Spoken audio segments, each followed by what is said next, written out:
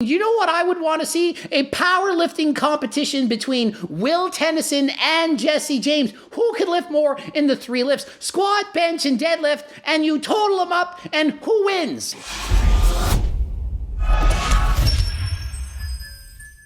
Coach Greg, and today, it's a funny friggin' video. Me and my friends, we're watching Jesse James' video last night with Will Tennyson in it, and Eaton from the book, and Isaiah, Miranda, and all these different people, and we're laughing, and so much is going on. I'm gonna review it, I'm watching it again. We all had a good laugh. Hopefully you can watch this. There's gonna be a ton of jokes. It's non-stop comedy, so stay tuned. It's not just some cookbook video. It's friggin' a bunch of laughs. Just wait and see all the jokes that come up. Pick up. Yo, Will, have you seen Sensei Greg? No, hang on. What, Jesse? Have you seen Greg? What do you mean? Is he missing? So I have no idea what Will's gotten himself into. I mean, I don't know what to think about that. I don't know if I approve, disapprove, but like, listen, do what makes you happy. Whatever Will's doing in there, I hope it's making him happy. I guess he's probably making cream-filled donuts in the bedroom. Whatever, who cares? Let him be happy. I can't find him. Basement? Abby Sharp's basement. Wait, man, I really gotta go. I'm in the middle of something. All right, I'll let you. What do you? I'm not gonna ask.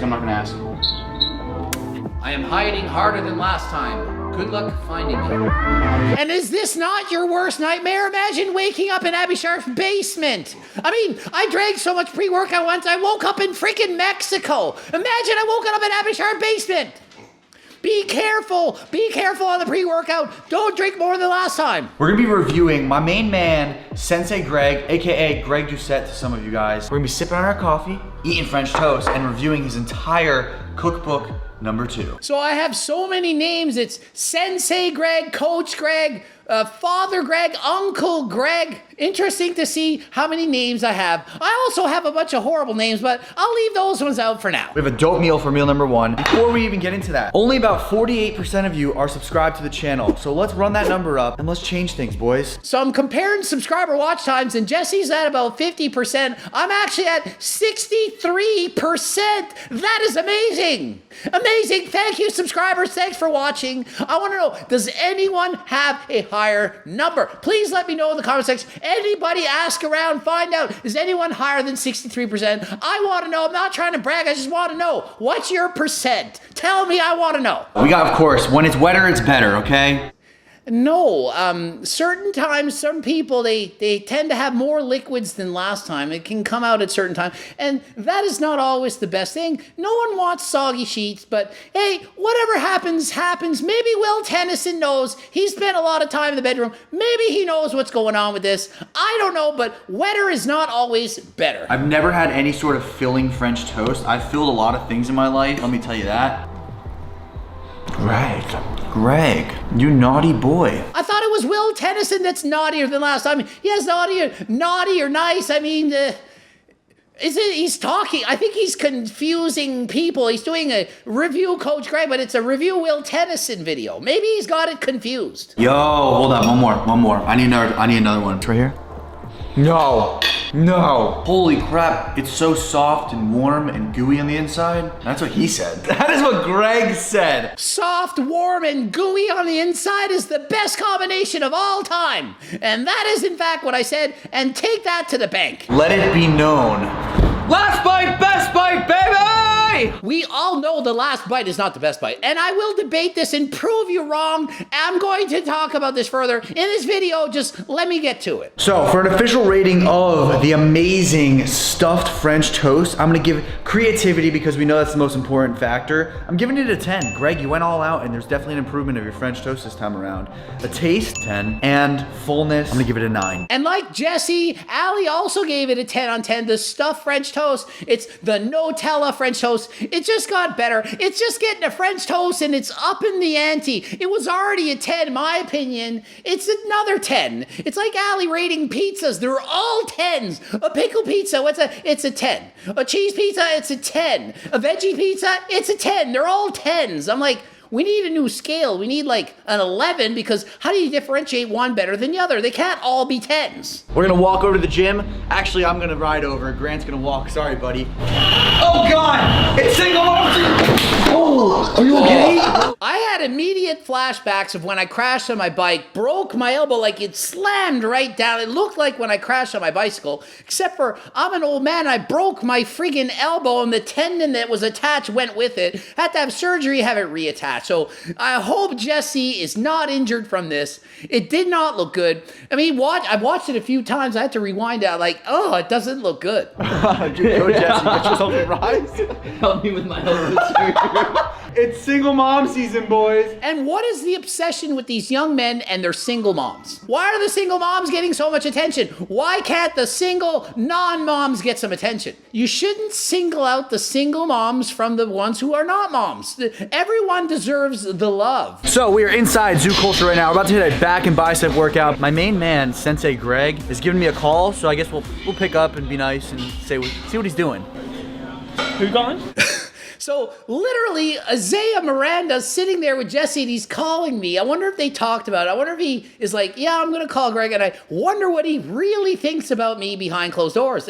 From what I hear, I'm living rent-free in his head. I'm being talked about in a number of his videos. He keeps bringing me up and I must be living rent-free in his head. Just like Breon and Chris Bumstead's head. Sorry, it's not my fault. It's rent-free. I can't help it. So Jesse asked, what do I start my back workout with on deadlift? He's like, oh, and I'm like thinking, oh, like that should be the most fun part of the back workout. Isn't the hardest thing the most fun? For me, it was always the squats, the bench press, and the deadlift. Those were the ones I looked forward to. Everything after was just like icing on top, you know. That's the main part of your workout. So when I went to train back, I always started with deadlifts. I always tried to go a PR. I'd pick a certain weight and try to max out with that weight. So here he's got 495 for 2 reps, natural at about 20 years of age. That's a freaking shit ton. I could only deadlift 355 pounds at the age of 22. So think he's way ahead of where I was when I was 22, and I was on trend since the age of 10, apparently. So think of how good he is. I mean, I'm on HRT now, went back in time, made me stronger, and he's still stronger than me when I was his age. Very impressive. And he's pulling sumo. And you know how many people make fun of people for pulling sumo? Why? It's a deadlift. It doesn't matter. It doesn't matter! If it's sumo or conventional, sumo deadlift's going to work the legs a lot more. It's also working the back, but it's not going to tear down the lower back as much. It's safer. I have a lot of problems with my lower back, and I've since given up deadlifts altogether just because with the bike riding and my age and the lower back, it's just I'm not doing it. But I spent 25 years training the deadlifts harder than last time. I've done so many reps of a sumo, and look at my legs. They developed quite well, and the back wasn't so shabby now either, was it? Guinness Book of Record deadlift, and I was at 355 when I was 22. I could only do 275 pounds as a teenager, and look how I turned out. Guinness Book of Record. So even though I don't have the best genetics for deadlifts, I did train it harder than last time, and I took PDs, yeah, of course, but I did get pretty freaking good at it now, didn't I? We're gonna do some pull-ups and some lat pull-downs. We're focusing on the width of the back today, not so much the girth. Listen. The length is just as important as the girth, okay? I'm gonna keep telling myself till the day I die. There's no way that the length is as important as the girth. Jesse, I'm sorry, telling you what you need to hear, not what you want to hear. What you want to hear is length is more important than girth. Nope, sorry, it's all about the girth. And he's doing chins with a shirt that says legends never die. No, they just go on to promote fat burner creams that don't work. Right, Ronnie?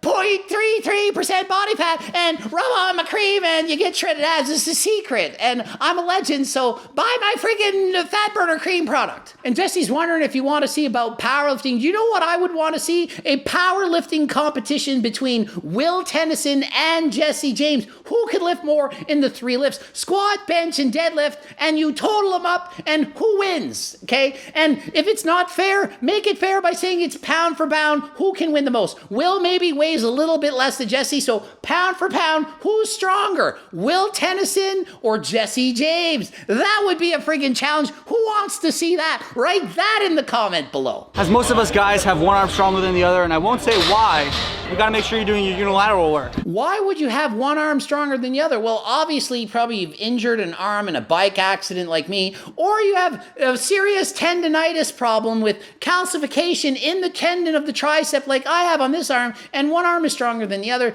probably due to severe injuries, not from fapping. And if you have asymmetry of the body, watch my videos. I actually go into detail how to correct this. So if you happen to be doing one thing with one arm more than the other, maybe take turns and give the right arm a chance or give the left arm a try to see what happens, and you might like it. You never know. We're gonna be cooking up a sloppy Greg. You know, sometimes you get a sloppy Jesse. Kudos to you, Greg. And then we're gonna be doing some protein muffins. And actually, if you're cooking meat, you don't need the oil first because there's actually fat in the meat that's gonna prevent it from sticking. I don't even waste those calories. Trust me, it's not going to stick. And if it is sticking, get a better pan. And apparently stealing Anthony Mantello's bananas, he likes the organic bananas a lot. I've seen this in a number of videos. What is with Anthony's fetish with bananas? Malfunction, Greg! It's not the Ninja. I have a freaking NutriBullet. Why do you have a NutriBullet? I mean, why? Why would you resort to lowering yourself to that level? Like, I don't even get it. Now, I like my women just like I like my muffins. Sweet and thick. So he likes his women sweet and thick. Well, what kind of thick do you like, Jesse? Do you like them slim thick or thick? And how many C's on the thick do you want? Thicker than last time? As you see, I have the nice trays laid out. Nice and bougie, I know. Boom. Oh, baby. And we're tossing it right on top. Of course, at 420. It's supposed to do 350, but... Well, if you didn't put the muffin container on top of another container, you could actually cook it at a lower temperature. You put a shield, a barrier. It's like friggin' wearing a condom. You can't feel anything. Not that you shouldn't wear a condom, but you're protecting yourself from feeling some of the innards. It's the same thing when you put a tray of muffins into the oven. If you put it on another, shielding the heat from the friggin' muffin. So you got it at 420. You could have put it at 350, cooked it properly, and it would actually work. Okay? Do it properly. Do it more properly than last time. I'm gonna do open face sandwiches so that way I feel like I can eat more. So just toss a little meat right on her. Best way to get her going. Am I right, Greg? Rather than tossing it on her, you should put it on the side of her. Just a bit on the side and then ease it on to being on top. If you go on top right away, it might be too much too soon. So creep up in that sense. Creep up on it a little bit slower than last time. You don't need to have it on there all of a sudden all at once. Let's see how it goes. Okay, so we got a little bit of Greg in our mouth. Interesting. I think it's safe to say I'd rather have a sloppy Greg in the mouth than a harder than last time Greg coming at ya. So what do you think? What's better, sloppy Greg in the mouth or harder than last time coming at ya? You decide. We're now gonna give a shot to these muffins. I replaced Greek yogurt with applesauce because I don't eat dairy and it kind of screwed up the recipe. So Greg, if I hate them, probably my fault. Okay, so let me get this straight. You replace Greek yogurt with applesauce because you can't have dairy, but you could have lactose-free Greek yogurt and then you could still have the Greek yogurt. You can't just, well, you can do what you want. There's no rules in the kitchen, but it doesn't mean it's gonna work. You can't just replace Greek yogurt with applesauce. It's like, oh, I'm going to replace my sleeping pill with the pre-workout and then I'm going to complain when I don't go to bed on time. No, you can't just do that. You have to make proper substitutions. You can't just replace anything with anything. It doesn't work like that. The applesauce is a bit overpowering, so I can't rate it on that. Oh, it tastes like applesauce. I'm not really a fan of it. It's using applesauce instead of Greek yogurt. I mean, yeah, you can't rate it like that. No, of course not. I'm gonna give it a 10 out of 10. Taste was absolutely phenomenal. Definitely on point. Sloppy Greg's in your mouth's a 10 on 10. That's what she said. That's what he said. And even the vegan said so because there's a vegan version. And I like the vegan version even better. 10 on 10 in your mouth. Listen, we're gonna be cooking up a triple stack egg French toast with some cheese. Oh, that's getting juicy. It's spitting back at me. We got some vegan cheese, so let's see how this goes. If he put ham on it, Greg, Jesse special, triple threat. You gotta understand, have a pet pig. We're trying to go easy on the ham. We got the triple stack recipe. It's delicious as it is. If you want to put ham, you don't got a girt, then that's fine. We got a pet pig. We're going easier on the ham. Allie not a fan of adding ham to stuff, but if you need to have it, you need to have it. Do what makes you happy, but we don't need it. I find it's just as good without it, but if you want it and you need it, well, be my guest. Do what you need to do. Really, really good. It's large. It's kind of like, to me, it's almost like an egg sandwich cake. This is the most proper way to do it on the knees. Last bite, best bite, baby. I don't know if I agree proper way to do it on the knees or not. There's so many different ways to do it. You could be sprawled out on the bed. You could be doing it standing up. And frankly, in the car, anywhere is the proper way to do it, in my personal opinion. I'm down here, buddy. Listen, welcome back to Jesse's TikTok Emo Kitchen, all right? We're gonna be cooking up some anabolic popcorn as Greg Doucette advised me. Anthony, get over here. Get over here. Don't make me do it. Don't make me do it. Don't make me do it. I don't get Anthony Metell's. What is the fascination Anthony Metella has on the organic bananas? What is with his fetish for bananas? I don't understand this. Jesse's Kitchen back in action. We're gonna toss the popcorn right in there. I don't have any Smart Pop. Greg, if you wanna roast me, here's your chance. It doesn't have to be Smart Pop as long as it's not added butter or any of the extra calories. As long as it's the low calorie popcorn, that's what matters most. Listen, I wish there was more. That's all I'm gonna say. Greg's right. Last bite, most certainly best bite of the night, because this, I just want so much more. Greg, let me explain the last bite, best bite. The fact that there is no more, you must make it the best bite so you get rid of all cravings and just like settle down, and it's like finding a girlfriend. And Jesse, it is in fact physically possible to make the last bite the best bite, but only if you alter the way you're eating. For example, when eating your anabolic popcorn, if you leave all the coatings, the toppings, the yumminess, and you leave the most of that on the last kernel that has the most yumminess on it, and you eat that bite last, that last bite will be the best bite. Who's saving the last bite for the best bite? Why? When you eat your Smarties, do you eat the red ones last? Do you suck them very slowly or chew them very fast? Which is it? I don't save nothing for the end. I want the goodness right away. 9 out of 10 for taste. Satiation, 7. I mean, it's just a snack. It's not really something you're looking to be full on. And creativity, we'll give it an 8.5 because there's room for improvement. Ending it here. Glad to see that Jesse liked the cookbook and he had a bunch of delicious recipes. They all looked amazing, except for the muffins that were made with the wrong ingredients. Ending it here. GregDoucette.com for coaching. Greg Doucette IBU Pro. Blooping up 2 videos. Be sure to watch one of them. And follow me on TikTok and get the freaking cookbook you know you want to. And until next time, I'm out.